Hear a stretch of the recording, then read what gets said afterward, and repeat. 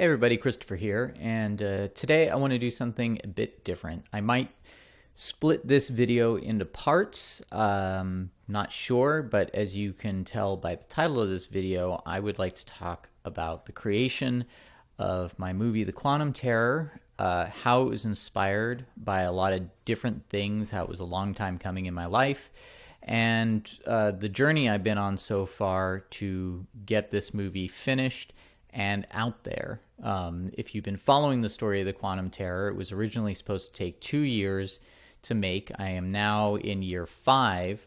The movie is sort of done and sort of not done, and there have just been all sorts of factors in the making of this movie, and a lot of them have to do with life happening, or they have to do with the complications of making a movie on such a low budget. So if you're a content creator, a filmmaker, or just someone who's been following this project, I want to kind of lay out the story of what's happened so far, where it's going, and how I plan to finish it up and get it out there. So before I begin, there's one thing that I want to make clear. I've never given up on this movie. I've been working every chance I get, every opportunity I get to complete the movie and make it a good movie. That's the major thing. And I got to say, I am proud of this movie. And I was talking to Jenna Green yesterday, who did a lot of the special effects on the movie, a lot of the practical effects. And the conversation I had with her kind of went something like, I feel a great weight on me that the movie isn't done yet. I feel a responsibility to everyone who is or who has contributed to this film, whether it be through the Indiegogo or volunteered their time or worked for a reduced rate. That is something that I've never taken for granted. I'm not one of these people who wants to just take money and then, just blow people off or just kind of lose interest or make anybody feel like they wasted their time or their energy on me. The other side of that is everything that's gone into this film has really been because I want everybody who took part in it, to any degree, to be proud that they did. I am happy with this film. I am reworking a few things, not just because I think they could be better, but for some technical reasons that I'm going to get into. This will be a cool movie. And on such a low budget, I really think people are going to be, they're going to be impressed. Not to toot my own horn, but they're going to be impressed. They're going to love what it represents. They're going to love the ideas in it, the visuals. Everybody gave this film their all.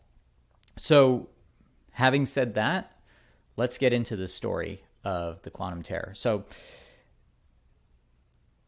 this movie actually goes back to my teenage years, and a particular movie that I was actually very disappointed in. And from my YouTube channel, you may see a few videos about why, was Alien 3. I was a huge fan of the Alien franchise, the original Alien and Aliens, where it's like I'm on the spectrum, and I believe that I have a milder form of what they would call Asperger's, but they don't have that anymore as a diagnosis. So anyway, I have some spectrum stuff going on with me. I've managed to overcome most of it. It's still a struggle sometimes, but I would say that I did have a spectrum level of obsession with the Alien franchise. I have since found out that there are people who were much more obsessed with it and even know more about it than I do. But when Alien 3 came out, they had some behind-the-scenes stuff that you could see on HBO, and I recorded it on VHS so I could watch it over and over again. And that was kind of my introduction to two effects artists, Alec Gillis and Tom Woodruff Jr., of Amalgamated Dynamics Incorporated. You may see I'm wearing the Studio ADI shirt today. I didn't actually intend to put this on for this video because I kind of started the morning not intending to record this, but here it is. Synchronicity, or subconscious level stuff. Anyway, I was obsessed with that making of, and then Alien 3 came out, and for the reasons that I explained in my other videos that I won't talk about here, go check them out. They're on this channel. I was disappointed in the direction that the movie went, and I felt that it wasn't a worthy sequel. Although when I first saw it, I really tried to like it. I tried to tell myself I like it because I wanted it so badly to be good.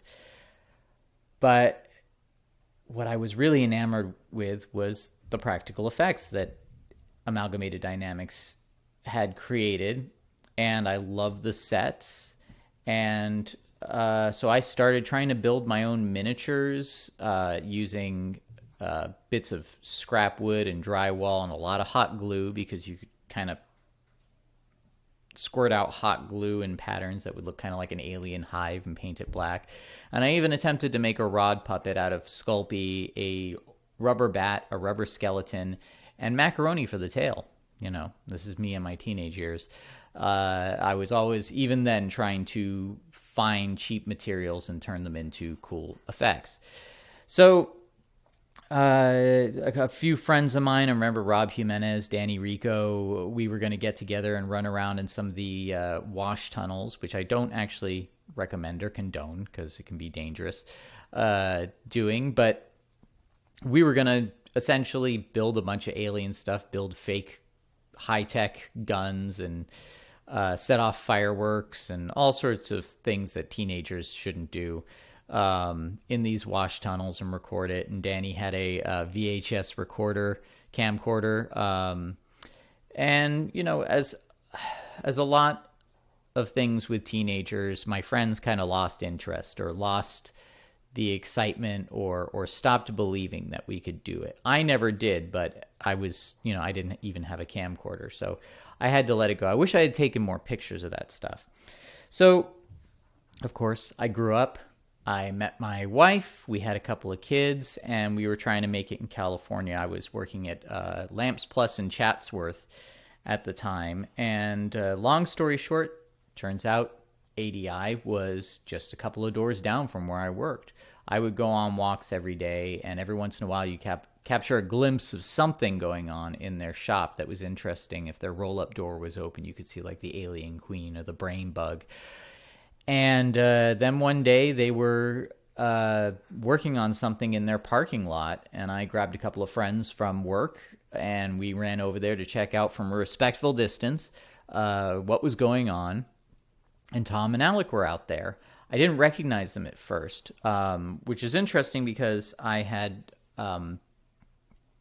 seen them in so many behind-the-scenes documentary things, but, you know, out of context, you know, you see a face, you might not register. So like I said, we were at a respectful distance, and Alec started waving us over. Come on over, check it out. And he invited us in to tour us around, and he took us into the showroom. Now, the showroom has been featured in a lot of different behind-the-scenes specials for many different movies. So I knew that showroom very well. So when we walked in there, suddenly I had the context for Alec's face, and I suddenly realized who I was talking to and where I was. And I had, you know, just, I don't know, kind of a little meltdown or something like that, where I became super excited. At the time, I was trying to make short films. I was also trying to make comic books. Those are stories onto themselves, which I'll probably get into in another video. But I mentioned it to Alec, and he gave me his email address and said, you know, shoot me an email anytime you have a question or something like that. By the way, the rumors are true. Tom and Alec are super, super nice, giving people. They are, in a way, very no-nonsense, hard-nosed business people. Of course, they don't want their time wasted, but if they believe in you and they see that you have the passion and are putting in the work, they will always be supportive of that to many different degrees, depending on, I guess, who you are and how much time they have. But anyway, so I had that, and I was playing around with different special effects ideas, different filmmaking ideas. But California, and anyone that lives in California, or anyone that's moved from California will know, gets expensive. My wife and I were struggling. We had 2 children. We had our first daughter, and we had a baby, and we were living in a little crummy 1-bedroom or 2-bedroom apartment. No, it was a bedroom with like a little office space, and we were using the office space for our daughter, and the baby was in a crib in our room, and we were having black mold problems. We were fighting with the apartment complex. We probably could have sued them, but we didn't realize that at the time. But it was a huge struggle. We no matter how hard we worked, we weren't making enough money. All the normal things in California. So we decided to pack up and move to Texas, which was kind of heartbreaking because, I had formed this relationship with Studio ADI that I had hoped to cultivate and maybe one day find a place with. So we moved to Texas, and we struggled there as well because we spent all our money getting there. But we got there, and we were figuring it out. And I had taken a night job at an AMC movie theater, so I could take care of the kids during the day, take care of their needs. And my wife was working for an escrow company. And then suddenly, the Harbinger Down Kickstarter came along. And if you're not familiar with Harbinger Down, it's I've got the Blu-ray here, very nicely signed by Alec and Camille, and it's signed on the inside by some other people. But that's later on in the story. So the Harbinger Down Kickstarter essentially was this really great pitch video.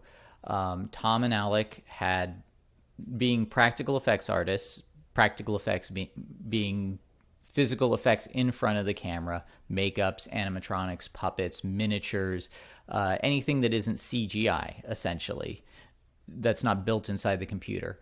But their problem was that because of CGI becoming so popular and more readily available, a lot of their work was getting painted over, not normally for the better. It wasn't that the CGI was better, it was just essentially that a producer would come in or studio would comment or something like that and say, hey, we need these changes, and it's just easier to erase the practical effects and put in the changes with CGI rather than go and reshoot, rebuild these effects. At least that's how the story goes.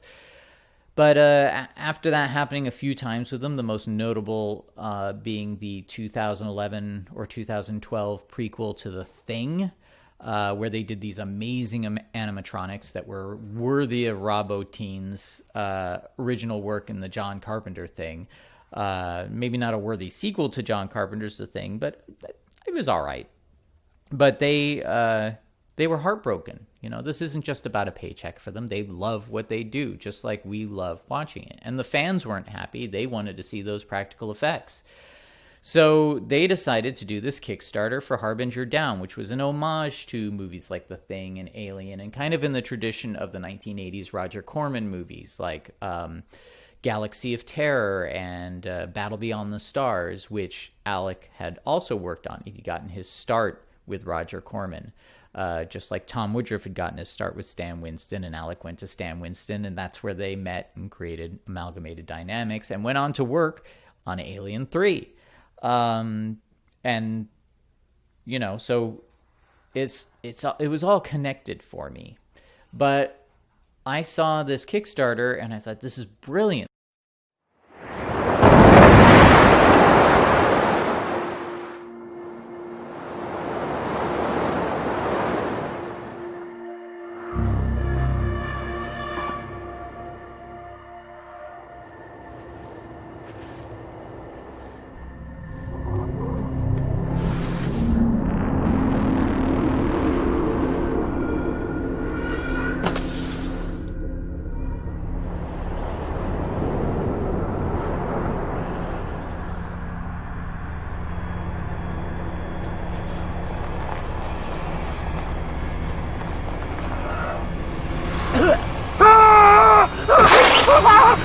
Hi,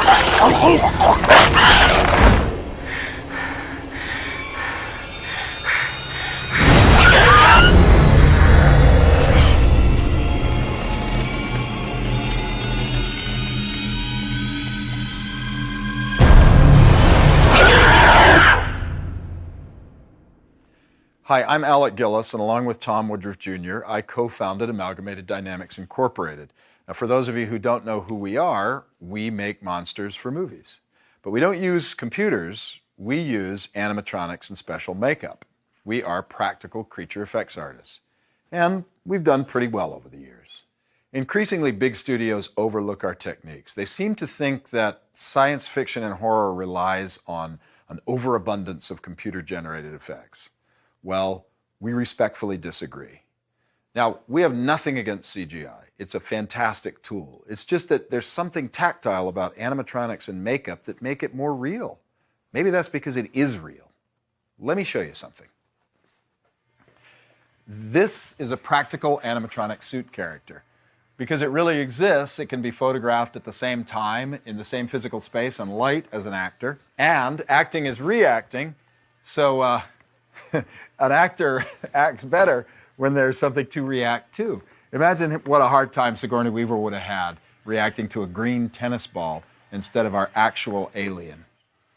And by the way, that was Tom Woodruff Jr. in that alien suit, and also in this gorilla. In 2011, we created the animatronic effects for The Thing. We had a great experience working on that movie and loved everyone on it. But unfortunately, most of our work was either replaced or heavily augmented by CGI. We were heartbroken, as was our crew. To show the fans what we created for the film, we posted a YouTube video. That and other videos we posted generated such an overwhelming support for practical effects that we realized there was a big fan base for the kind of work that we do. Many of these fans have told us that they consider the 1980s to be the golden age of creature films. And Tom and I agree. Those films look so great because they look so real. And you know, we were lucky enough to be there for many of them. We worked on movies like The Terminator, Aliens, Predator, Monster Squad, Pumpkinhead, Tremors, and more. And just like you, we want to see a return to that kind of filmmaking. So here's the pitch. I will write and direct a film that utilizes, celebrates practical creature effects. There will not be a single digital creature in this film. And I'll bring to bear all of the talent and ingenuity of ADI's best creature effects artists. And I want you, the fans, to know that you've inspired this effort. So please, through Kickstarter, help support our efforts to make the kind of movie that you want to see. This is an exciting venture, only in the respect that we've decided it's going to happen, and you've decided it's going to happen. So much support has been coming in through the internet to these guys, which are real effects, made effects. And you've wanted it, and we want it, and we're going to do a movie, I mean, if I'm in it, if they want me in it, that will blow the socks off them for a budget that we can do now. You can't wait for the rest of your life to do something. You know, get on board. Get on board. We'll give you exactly what you've been asking for. How much are we seeking? $350,000. Now, of course, we're going to be putting in a lot of our own sweat equity and a lot of love. And if we raise more than $350,000, we'll put that to use in terms of better production value, like maybe we shoot on location in Alaska, or we build some of the trawler interior. That would give us greater control over lighting and effects rigging. And of course, we could up the ante on the creature work as well. We hope you're as excited about this project as we are. So please take this journey with us. We can't do it without you. We need you to pledge. Let your friends know,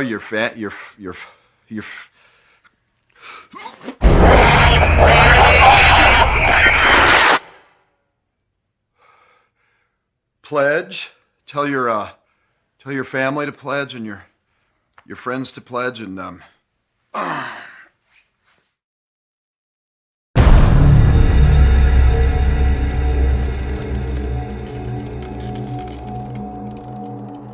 This is a great pitch. The Kickstarter's solid. The rewards for pledging were cool.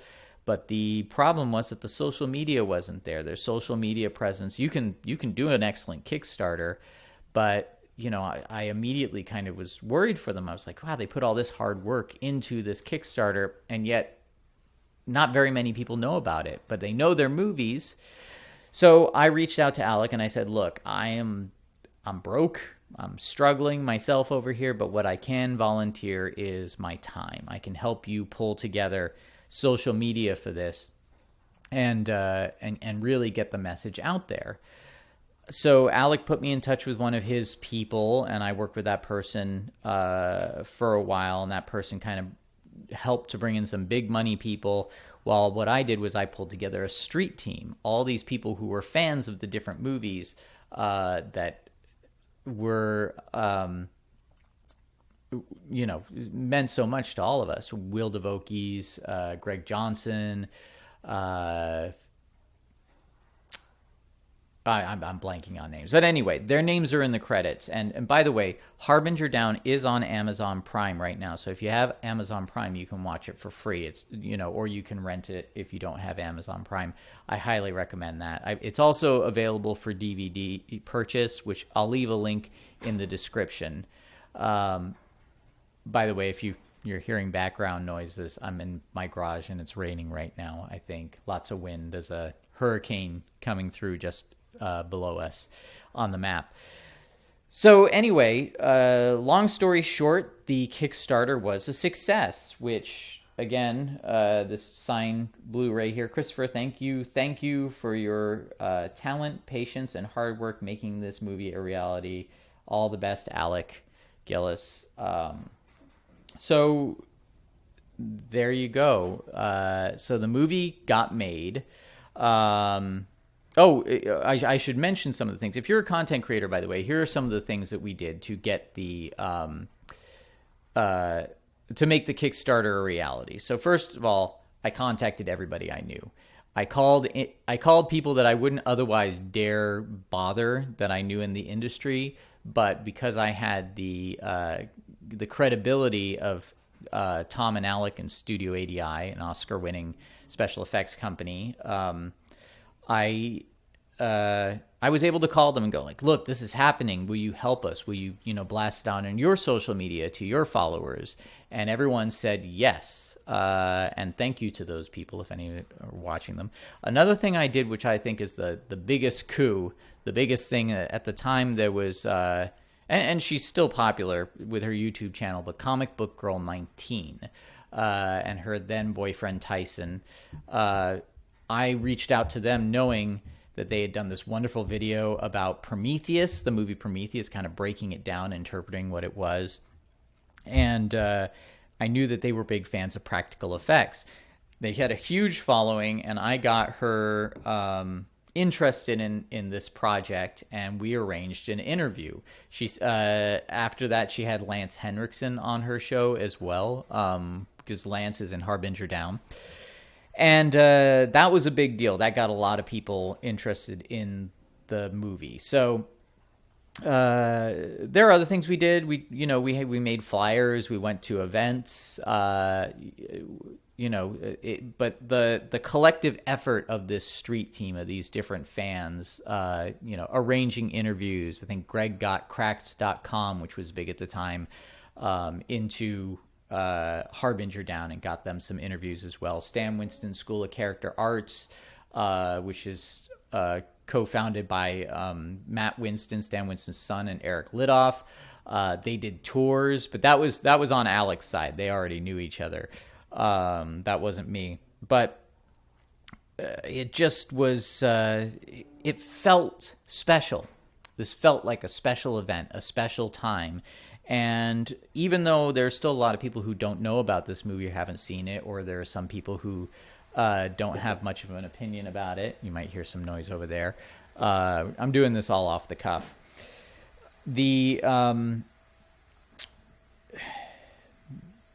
It turned out that it was the #1 crowdfunded horror / sci-fi movie of all time on Kickstarter. There were bigger crowdfunded movies, but they had kind of studio backing. Veronica Mars movie, that was the one that really beat us out. And it it had a theatrical release, limited theatrical release, and it came out on Netflix. And like I said, now it's on Amazon Prime. And what it did was it inspired a lot of other people to go and crowdfund their films as well. A lot of people who kind of had not thought of this yet. And a lot of people were going with the, hey, we're using practical effects, that angle. And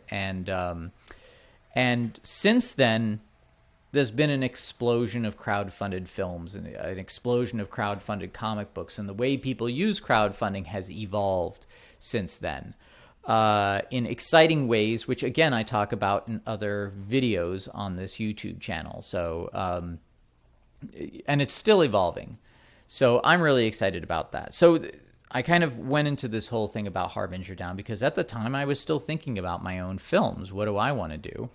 And I had, again, being inspired by what I saw of their work on Alien 3, being inspired by Harbinger Down being created. And I said to Alec at the time, like, look, you need to make this film a reality, because if you don't succeed, then what hope does somebody like I have of succeeding? So he did succeed. Anyway, so during this time, what happened was we were living in Austin, Texas, and even Austin, Texas is a little bit more expensive than the outlying areas.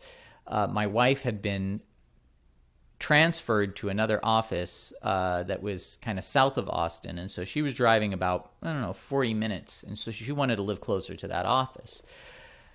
So we moved to that area and into a really nice little 2-story house, something that was less expensive rent-wise than the little 1-bedroom office apartment that we were living in California. And it was this really beautiful area. And what do I see? Just across the street from our new house is a wash tunnel. Different than the ones in California. But it immediately took me back to trying to make that Alien fan film before fan films or the internet were a thing. And I thought, okay. And I tried to make a few short films, and for various reasons, they had failed. Mainly to do with kind of over and over again, the lesson I learned was I didn't have any equipment, and people who did have equipment that would help me out would somehow lose the footage. So the I think it was 3 failed short films. 2 because people went either lost the footage or disappeared with the footage, and I never heard from them again. The third one was because there was a mistake in the contracts, and one of the people wasn't willing to re-sign.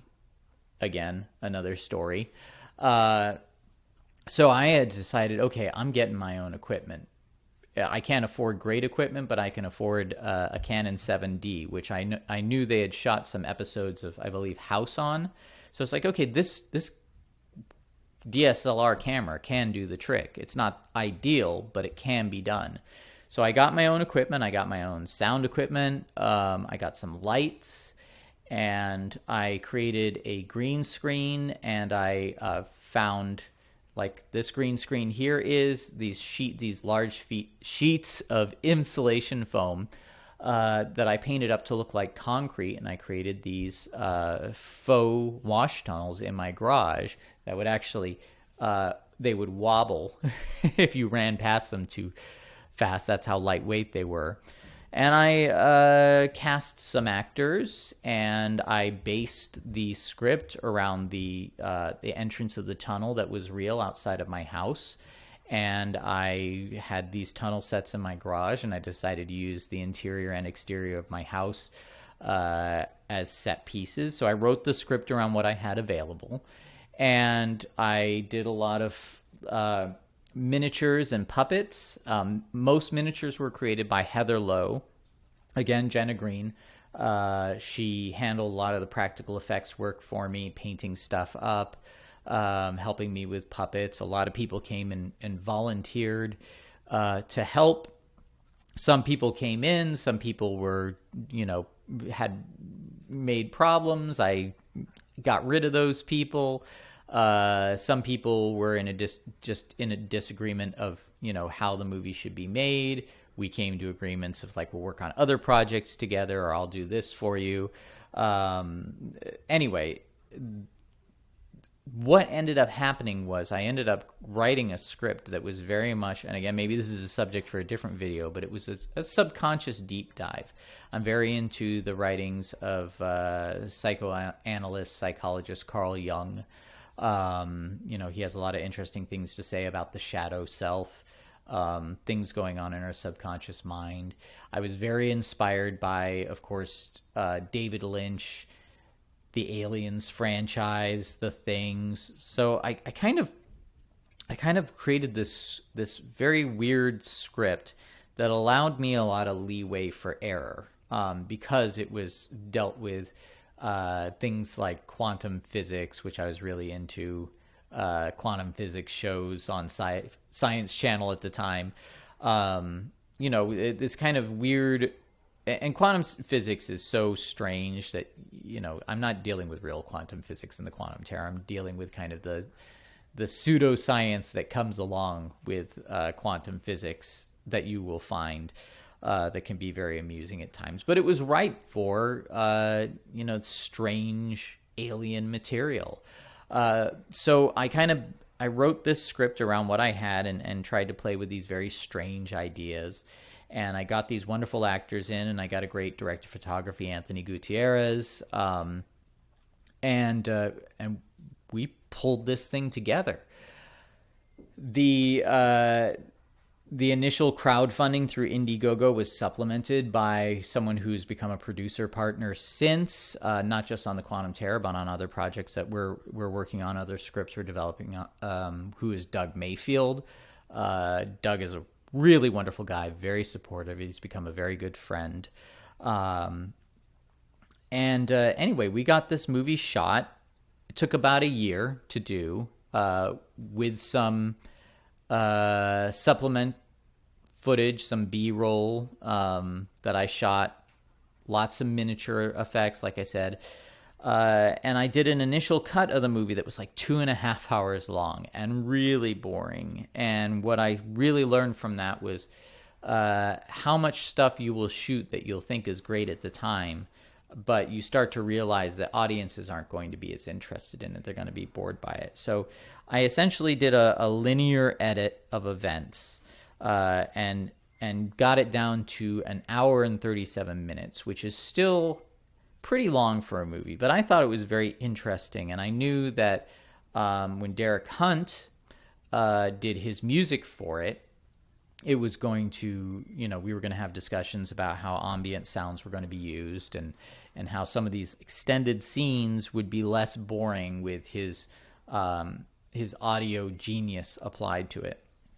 Now, Derek is someone that I couldn't have gotten as far with this film without. I would have been dead in the water. Derek helped me with computer stuff. When my computer, I had a computer die. He was the one that said, "Don't panic. We're going to get the computer fixed up. All your footage is fine." All the footage was backed up. But so, Derek kind of came in and he invested his own money in equipment, in programs, so he could do this stuff. And we were kind of rolling along. Now, around that time, like I said, I had a wonderful phone call from Camille Balsamo, who stars in Harbinger Down alongside Lance Henriksen, and she said, "Me and Alec are coming to Texas for a week, and we would like to visit you." So that was a thrill. That was like, again, a testament to how awesome Alec and Camille and Tom are as people. And I said, sure, so I hadn't broken down the sets yet. And they came over and they brought barbecue, and they brought a bunch of copies of Harbinger Down on Blu-ray and signed this one to me. So Alec's signature is on the front. Again, Camille's is on the back. This is a treasure right here. Anyway, I took him on a tour of my little garage set, and we had a good time. We had a great night. There was lots of beer drunk. Alec pretty much, how many? He brought a bunch of beer and we sampled them all. And I said to Alec, like, look, I would love to. And here's the other thing. When I worked at Lamps Plus, I was a Photoshop artist. I did a lot of catalog work. I did a lot of fixing photos and compositing images. So I said to Alec, like, look, I would really love to see a book about the making of Harbinger Down. I think this is a special movie, and it inspired a lot of people to go and make their own stuff. And I love behind-the-scenes stuff. I love the behind-the-scenes of Alien 3. I've collected a bunch of coffee table books. I said I would love to see a book about the making of Harbinger Down. And he said, well, so would I. And I said, well, can we strike a deal where I create that book? And again, long story short, the details to be omitted.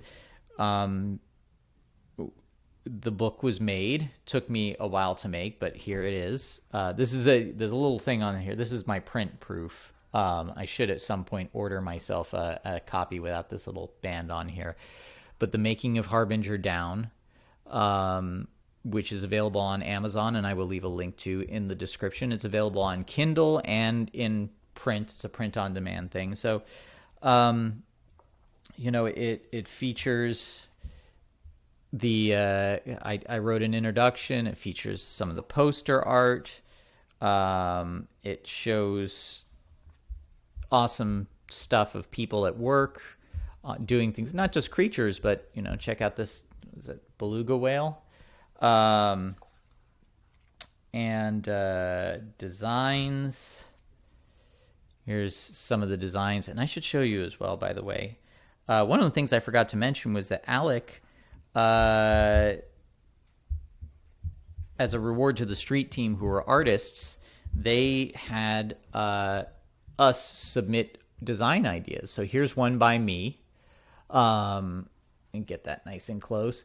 By the way, I have prints of this one and a couple of others of my designs available on Redbubble. I'll leave links to that in the description as well if you enjoy my artwork. And a lot of the designs that I did for Harbinger Down, they didn't actually specifically use any of the designs. They kind of used them as inspiration for the sculptors to come in. And like, here's another one of my designs here. And here is the actual sculpture. You can see it doesn't look exactly like my design. But my design was based on things that Alec told me. And I think he told the same things to Mike, who is Mike Rotelli here. So, his designs and my designs look similar, but I don't actually think that's because he looked at my designs and went, yeah, we'll do that. But there's all sorts of great stuff here. Look at that. Look at how cool that creature is. And that's in the movie. I did not design this one, by the way, but it is on the cover. Maybe I'll do another book about this so I don't kind of hold up the story too much. But anyway, so the movie got finished, and my wife decided that she really missed California and we would have another go. We'd had some success. I'd had some success with my film stuff. And we decided we'd have another go at California. So we moved back after 3 years of living in Texas, and we tried it for a year. In that year, when I moved back, I went to visit Tom and Alec at the studio. I went with my friend Brent Dickerson, who helped us move. And Alec and Tom offered me a job. They had been so impressed by what I had done with Harbinger Down. They said, look, we've got some stuff going on. We have a deal with Fox to do some collectible art pieces based on the Alien franchise.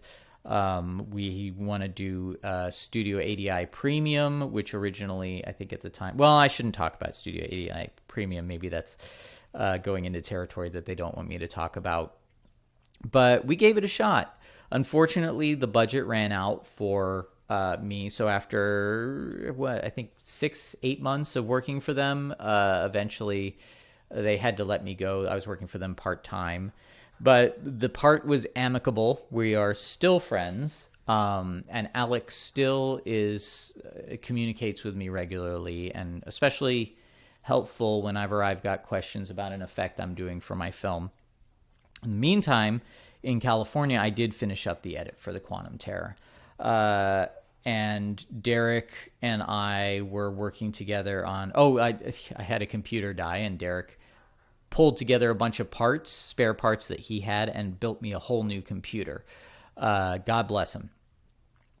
And so we were trying to work on the music, and Derek was finding me other work to do as well. He was getting me jobs, really supportive. But the thing is that Derek his job keeps him so super busy that it took him a lot of time to even just pull together the equipment and the programs he needed to record the music properly. So in that time, California again got too expensive. It's just not workable. We regretted leaving again, but we tried Arizona for a year. And after Arizona for a year, we decided that the Quantum Terror, sorry, not the Quantum Terror, Texas, where we recorded where we made the Quantum Terror, was really kind of the best place to be and raise our children. So we came back. We've been back for over a year now. And in that time, I've done a lot of different jobs. I worked with Bill Oberst Jr. on Ray Bradbury Live Forever. I'm doing music video work right now. So in the time that I've been working on the Quantum Terror, I've also been doing day jobs, trying to keep money coming in. And I've done everything from do professional work to work for movie theaters to even driving delivery. You know, the work comes and goes, and you do what you can. Now, Derek has been so busy with his work at Yale. I mean, working till after midnight, 7 days a week. Even, poor guy, missed his anniversary. Yale's been keeping him so busy that it's been very hard for him to create music for the movie and do it properly so that it fits in with the timing and all that sort of thing. So Derek and I have come up with a new plan. The new plan is this. I so desperately want the movie to be done, and I want people to see it, and I want everyone to be proud of it. And Derek's done amazing music for it. So I said, Derek, send me the music you've done so far. I'm going to create some of my own weird ambient sound effects. I'm going to do new Foley for the movie, and I'm going to re-edit the movie around what you send me. We're going to do some new visual effects. Jenna Green and I are going to get together and recreate some of the miniatures, and we're going to shoot new stuff, and we're going to condense this movie down from its 1 hour and 37-minute runtime to something shorter and more manageable. We're going to cut out a bunch of exposition that doesn't need to be there, that's probably going to bore the audience. And we're going to make this movie tight and awesome, and it's going to be the best version of itself that it can be. And Derek said, okay, you're right, let's do it.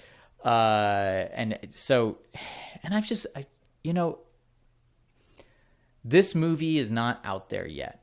But again, when people see it, they are going to love it. The people involved are going to be proud of it. And it has been an amazing experience to me, a life-changing experience for me between the Quantum Terror and Harbinger Down.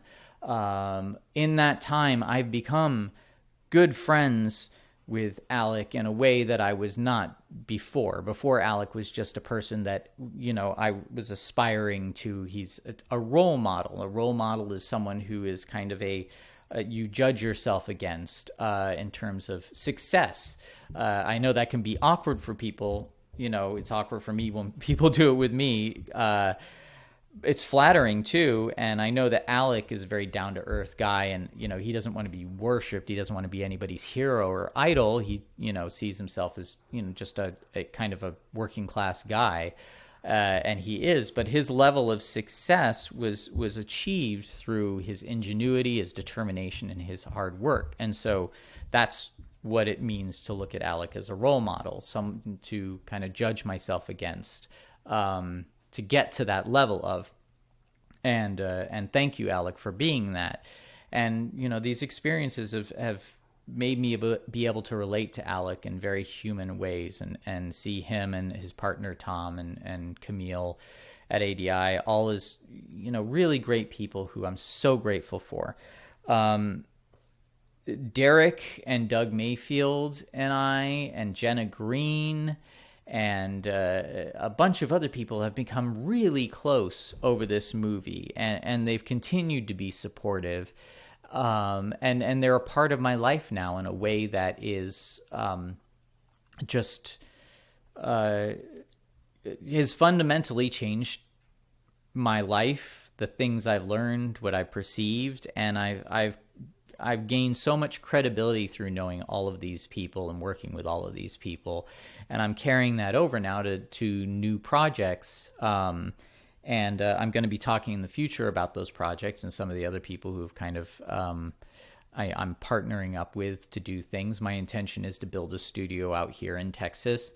One of my friends has an SEO company that I'm going to talk more about, and that SEO company is going to be a huge part of my business, and I'm going to talk about it more on this channel because SEO is going to be a huge part of content creation. But yeah, like I said, the Quantum Terror has been this very, what do I say? It's been a life-changing experience. It's been very painful. It's been very humbling.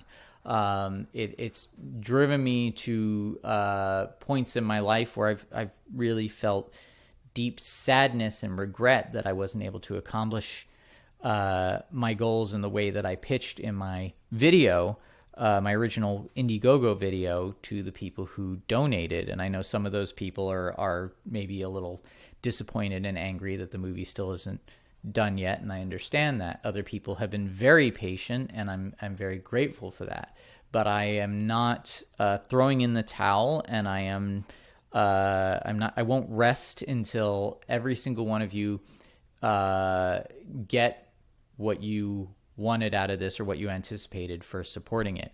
But my life is changed for the better because of it. I'm more successful now. I have more things than I can count on all my fingers and toes to be proud of, and I have more to look forward to than ever. That's all I can say about it. You know, that I'm so grateful, and I'm so excited to still be working on this movie, and I can't wait for you to see it, and I can't wait to do what comes afterward. So that's I could go on, and I probably will. I'll do more videos. I'll do more videos about the books. Maybe I'll do a giveaway because I got a couple of other copies of this Blu-ray signed by director Alec Gillis. Maybe if there's enough interest in it, we can do that. But yeah, I always feel like there's more to say. But I want to say thank you for going on this journey with me. Whether you're miffed about it or whether you're still excited about it, I'm going to get you all to the end, and I hope that you will all be satisfied with it. And the next time I go on a journey, I will take what I've learned and make sure that it doesn't take this long to do it again, and I'll do it in ways that are more fulfilling to me and you, and cut out all the fat and all the mistakes that I made for this one. But the Quantum Terror, yeah, like I said, all the Harbinger Down stuff I talked about, links in the description. I'm going to encourage everyone to join me on my filmmaking group, which is on Facebook. I'll leave a link to that in the description. I'll leave a link to all my social media. Please follow me there. Just subscribe to this YouTube channel, hit the bell for notifications, share stuff, all that great stuff. There's great interviews with professionals on this channel. There's tutorials. There's more filmmaking content creation advice here. So that's it. This is my longest video. I don't usually make them this long, but I want you to check out more of my stuff. So subscribe, and we're going to continue this journey together. So thanks, everyone. You're great. God bless.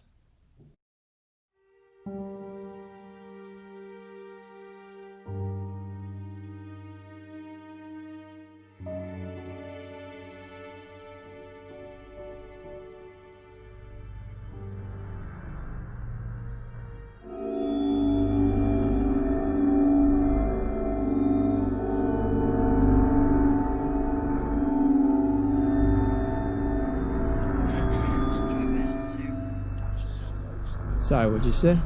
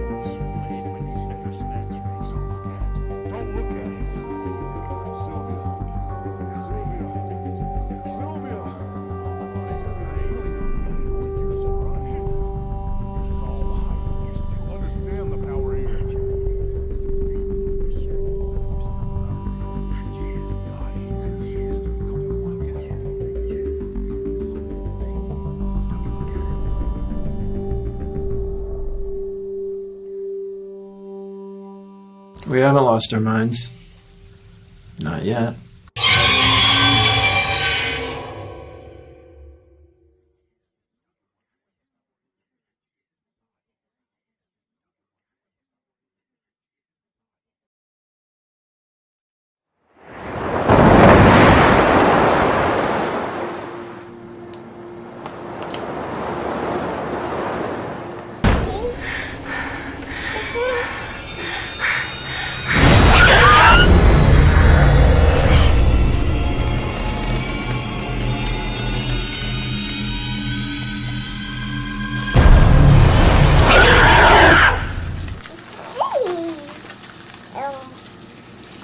Hey,